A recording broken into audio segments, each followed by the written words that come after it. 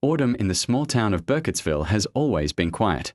The forest around it seemed to be boundless, a dark sea of trees that began right behind the last houses. The locals called it simply Black Hills Forest. During the day, it was beautiful there, thick trees, cold streams, and moss covering the stones. But at night, the forest became different. Then the wind began to whisper between the branches, and the darkness seemed alive. And it was with this forest that the oldest legend of the town was associated. The legend of Blair Witch. In the 1940s, something happened in the town that people were afraid to even remember. It all started with one disappearance. A little boy named Tommy went for a walk near the forest and did not return. Everyone was looking for him: police, hunters, volunteers. 3 days later, he returned on his own. Barefoot, dirty, frightened. When asked where he was, the boy said only one phrase: "She made me stand facing the wall." Then he began to cry and said nothing more. A week later, another child was missing. Then another one. And more.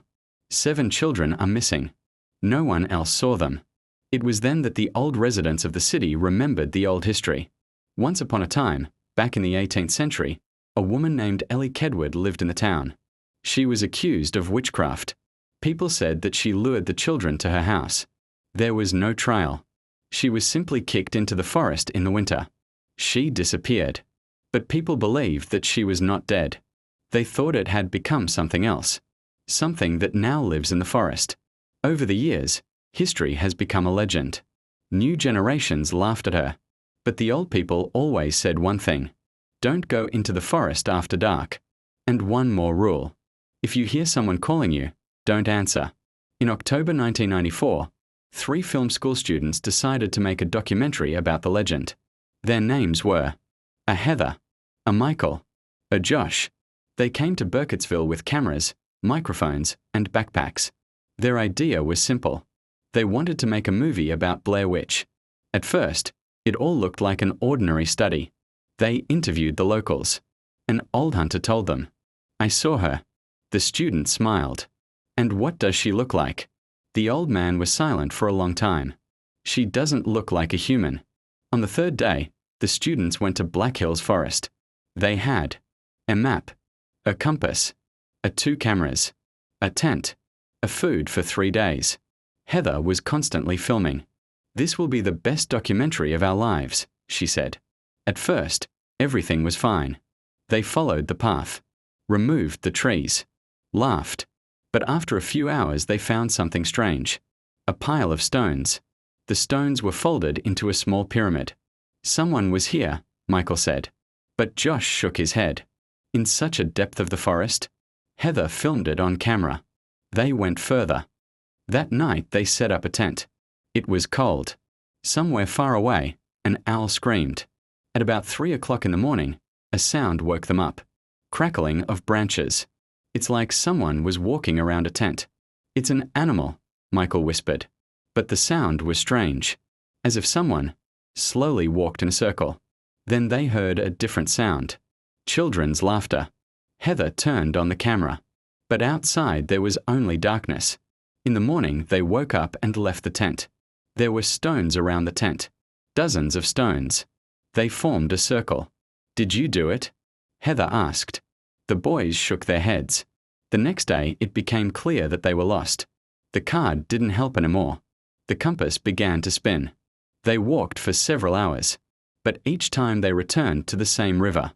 "It's impossible," Josh said. "We are going straight." But the forest seemed to change. That night got worse. They found them in the morning. Figures. Small dolls from branches. They were hanging in the trees. Hundreds. Some looked like people. They were all looking at the camp. Heather was filming. Her hands were shaking. Who did it? No one answered. The next night, Josh disappeared. They woke up to his scream. Help! The scream was heard somewhere in the forest. Michael wanted to run. But Heather stopped him. "We can't see anything." The scream lasted for a few minutes. Then suddenly, a verse. No one else saw Josh.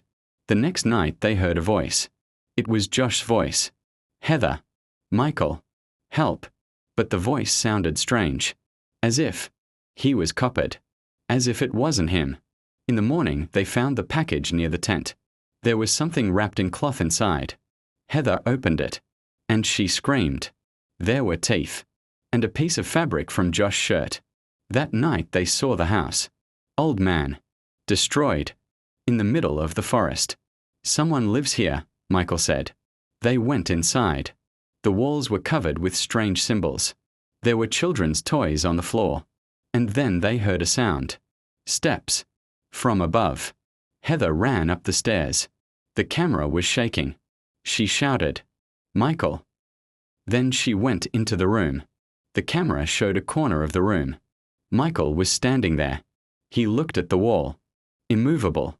Like a child from that old story. Michael. Heather whispered. At that moment, something fell behind her. The camera turned abruptly. Darkness. Scream. And the video was cut off. A year later, tourists found a backpack in Black Hills Forest. There were cassettes inside. The police reviewed the records. These were the last shots of the students. Their bodies were never found. Old people in Burkittsville say that voices can still be heard in the forest. Sometimes it's a child's laugh. Sometimes it's a cry for help. And sometimes, a quiet whisper, who says only one phrase, "Face the wall."